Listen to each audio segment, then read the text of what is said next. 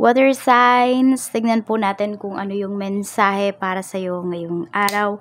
Keep in mind po na ito ay general reading lamang, so hindi po lahat ay makaka-relate, so be open-minded.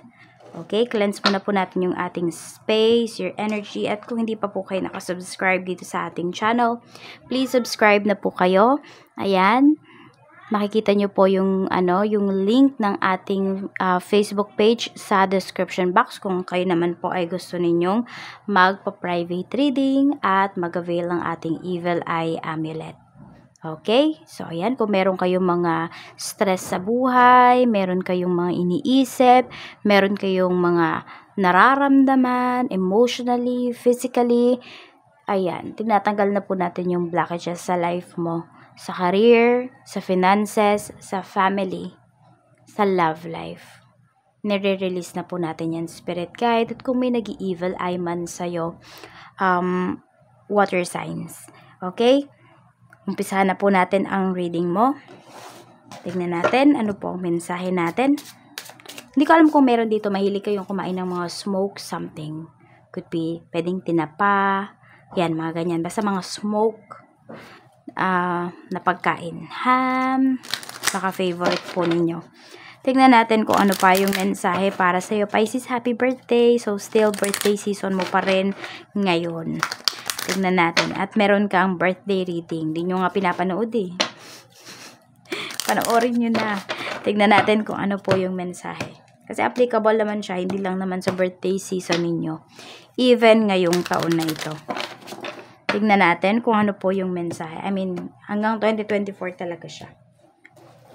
So, check po natin. Energy, spirit guide. We have meditation for peace and serenity. Tingnan mo, nasa tubig, diba? This is for you talaga, water sign. So, may mga tao dito na loyal sa'yo. May mga tao na magbibigay sa'yo ng pera. May mga tao naman dito na papapagalin yung life mo. Okay? May mga taong ganyan sa life mo ngayon. Pero, ang sinasabi sa'yo dito ni Universe is find your center. Do some meditation. Okay? Meron din ako nakikita dito na some of you, you're trying to please someone. Or you're trying to please yung mga tao sa paligid mo. Na pwedeng yung mga decisions mo is nagbe-base dun sa mga gusto mong makuhang reaction mula sa kanila. But it's up to you. Pero mahirap yung ginagawa mo, water signs, kung ganyan.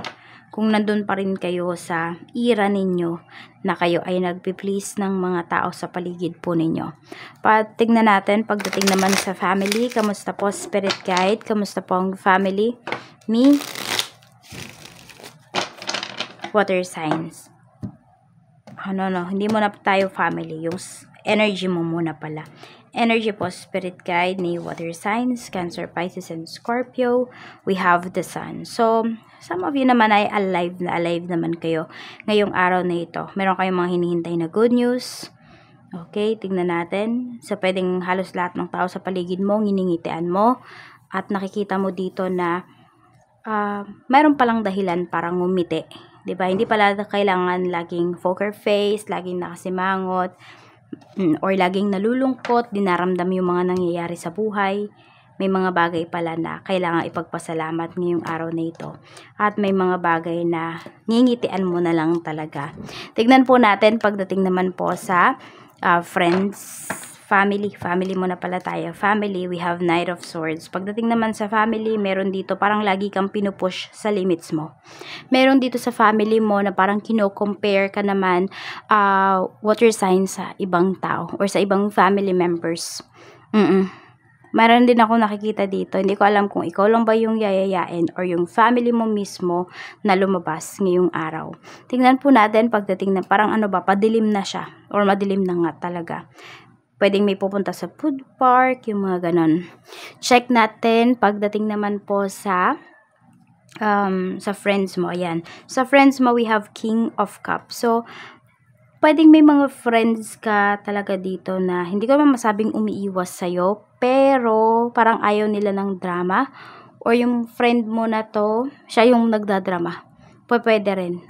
Pero mas more on nakikita ko kasi na mature yung energy nitong mga kaibigan mo, water signs. So, pwedeng may mga advices sila na binibigay sa'yo. Kung ikaw man yung humihingi ng advice, kung hindi naman, pwedeng sila yung binibigyan mo kasi energy mo pa rin to. So, kasi pwedeng same talaga kayo ng energies ng mga friends mo. Kaya mo din naman sila naging kaibigan kasi pwede na same talaga kayong mag-isip, ganun, or madami kayong mga traits na magkakamukha po kayo. So, pwedeng ito po ay soul tribe po ninyo. So, 'di ba nakakaramdam ka rin talaga ng peace of mind sa mga kaibigan mo. Tignan natin sa love life mo naman. Sa love life mo, growing naman po yung pinapakita dito. So, alam nyo, pwede nyo pang i-improve yung love life ninyo. Kung kayo man ay walang love life, improve nyo muna yung sarili ninyo. Kung kayo naman ay may love life na kayang-kaya nyo daw i-improve yung inyong relationship. Alam mo kung ano, huwag ka mag-overthink yung sinasabi sa'yo dito ng universe. At huwag ka mag-focus dun sa heartaches. Huwag ka mag-focus dun sa sakit na nararamdaman mo. Kung mayroon man, mag-focus ka dun sa solution. Mag-focus ka dun sa kung ano ba yung nabibigay na maganda sa'yo nitong person mo. Ayan, di ko din naman ini-invalidate yung nararamdaman ninyo kung kayo ay nasasaktan. Pero bakit ba kayo nasasaktan? Dapat alamin po ninyo at solusyonan ninyo. Kasi kung ito yung araw-araw ninyong nakakasama, nakakausap, tapos 'di ba may dinaramdam ka pala pero hindi mo sinasabi sa kanya. Ano yun? Dapat sabihin po ninyo, you open up with your person. Mag-open up kayo. And kung yung tao hindi kayo maintindihan, ako, pag-isipan nyo na kung yan ba talaga yung gusto ninyo makasama for the rest of your life. Pagdating naman sa kaperahan, we have 7 of Wands. Ayan po. Umiiwas yung iba sa inyo sa temptation. Ayan nga, gusto nyo is katahimikan. So, pwedeng maraming tao dito na tinetempt kayo. Maraming tao dito na nagyayayang lumabas, kumain, magsugal ba, or what, online games, kung ano man yung niyayaya nila sa'yo, kung bakit ka man nila niyayaya. Ayan po, pwedeng ikaw na mismo yung umiiwas dito, water signs. Alam mo na yung limits mo in terms of your finances. Nare-realize mo na, hindi pala dapat ginagastos yung pera agad-agad, or pahalagahan ko pala dapat yung kinikita ko. Ayan po. Or mag-iipon na talaga ako. Yung mga ganon. Pagdating naman po, spirit guide so this is your money. Ito naman po ay pagdating sa career mo. We have Ace of Cups. Pagdating sa career, pwedeng may offer para sa inyo dito. So, may in-applyan ba kayo? Or kahit wala nga kayong in-applyan, pwedeng may mga nag-offer sa inyo dito ng mga trabaho. Ayan po. So, maganda yung energy mo. Parang talagang meron kang potential. Water signs na nakikita po yan ng mga, sabihin natin, ng mga tao talaga na parang naghahanap ng isang katulad mo pagdating sa negosyo nila. Tingnan natin naman pagdating sa iyong negosyo. So actually, may pera na paparating sa inyo dito o pagdating sa inyong career. Nakikita nyo ba yung isda na yan? Ano kasi, yung isda symbolizes the riches po yan. Oo, it symbolizes money, power also. Yan po. Pero more on money yan. Or more on yaman. So, tignan po natin. Pagdating naman sa negosyo, we have the Hermit. At mayroon tayo ditong King of Wands. Pagdating naman po sa inyong negosyo, napakaganda ng energy natin. Kailangan nyo lang daw talaga is mag-focus. Mag-focus kayo. Kasi baka nalilito na yung iba sa inyo, water signs. Okay? So, iano mo din dito yung rules mo pagdating sa negosyo. Parang kung yun lang talaga yung options, yun lang muna. So, wag ka munang magdadagdag kasi baka maguluhan ka dito. Parang baka mawala ka sa focus. Okay, tignan po natin. So, maganda ba yung sales ninyo ngayon? Yes, napakaganda po. Ayan, tuloy-tuloy po yung sales ninyo dito. Yung iba nga sa inyo, pwedeng pasikat pa lang kayo ng araw, nag-open ng business, tapos madilim na. Parang uuwi na kayo na madilim na.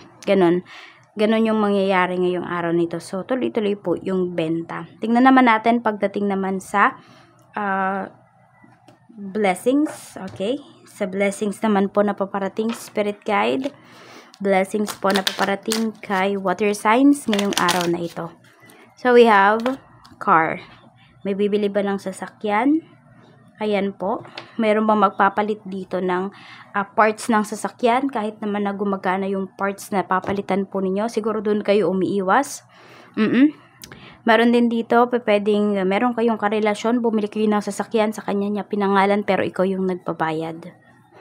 Pero blessing kasi to, 'di ba? So baka may paparating na bagong sasakyan po para sa inyo. Makakapagpalit na yung iba sa inyo ng sasakyan, or kung meron man nga pong may sira sa sasakyan ninyo or anumang parts 'yan, pwedeng mapapalitan na. Kasi 'di ba hindi rin naman talaga birong magpalit ng parts ng sasakyan. At reminder po sa iyo ni Universe ngayong araw na ito, focus on your priorities. Kung ito talaga yung gusto mo, ito yung panindigan mo. Kung gusto mo ng kapayapaan, then magbigay ka rin ng kapayapaan sa ibang tao.